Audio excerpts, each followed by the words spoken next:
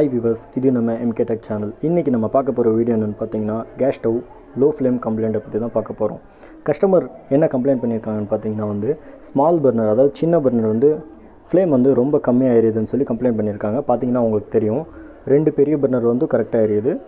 அந்த பக்கம் இருக்க ரெண்டு சின்ன பர்னர் ரொம்ப லோ ஃப்ளேமா எரியுது. இதை எப்படி ஃபுல் ஃப்ளேம்ல எரிய வைக்கிறதுன்னு சொல்லி தான் இந்த வீடியோல நம்ம பார்க்க போறோம். வீடியோ ஃபுல்லா பாருங்க, ஸ்கிப் பண்ணாம பாருங்க. அப்பதான் நம்ம என்ன பண்ண போறோம்னு சொல்லிட்டு உங்களுக்கு நல்லா தெளிவா தெரியும்.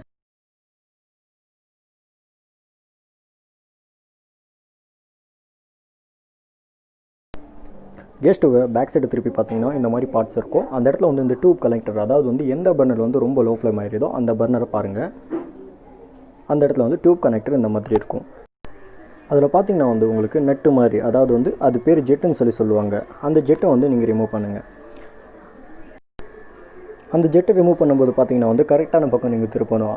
அதை நீங்கள் ராங்கான பக்கம் திருப்பினீங்கன்னா அது கட் ஆகி அந்த த்ரெட்டிங் உள்ளே உங்களுக்கு மாட்டிக்கிறோம். அப்புறம் நீங்கள் அசம்பிளி சேஞ்ச் பண்ண வேண்டிய நிலைமை வந்துடும்.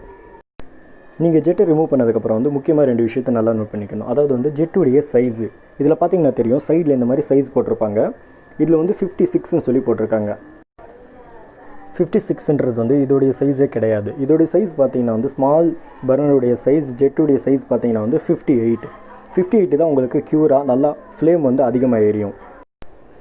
நான் இப்போ புதுசாக ஜெட்டு சேஞ்ச் பண்ண போகிறேன். நீங்கள் பழைய ஜெட்டை க்ளீன் பண்ணி போடணுன்னாலும் போட்டுக்கலாம். அதாவது அந்த ஹோலில் நீங்கள் ஒரு பின்னை வச்சு நல்லா க்ளீன் பண்ணி போடணுன்னாலும் போட்டுக்கலாம். நீங்கள் ஜெட்டை இப்போ இன்சர்ட் பண்ணுங்கள். இன்சர்ட் பண்ணும்போது பார்த்தீங்கன்னா ரொம்ப டைட் வைக்கக்கூடாது. டைட் வச்சிங்கன்னா ஜெட்டு அதே மாதிரி உங்களுக்கு உடஞ்சி உள்ளே மாட்டிக்கிறோம். அதனால் நார்மலாக லைட்டாக கொஞ்சம் டைட் வைங்க. டைட் வச்சுட்டு இப்போ இன்சர்ட் பண்ணுங்கள். நெட்டு ஃபுல்லாக போட்டு டைட் பண்ணிடுங்க.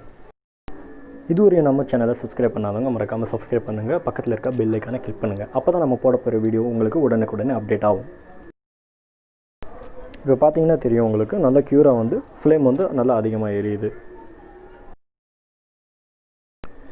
உங்களுக்கு இந்த வீடியோ ரொம்ப யூஸ்ஃபுல்லாக இருந்துச்சுன்னா லைக் பண்ணுங்கள், ஷேர் பண்ணுங்கள், கமெண்ட் பண்ணுங்கள், மறக்காமல் சப்ஸ்கிரைப் பண்ணுங்கள்.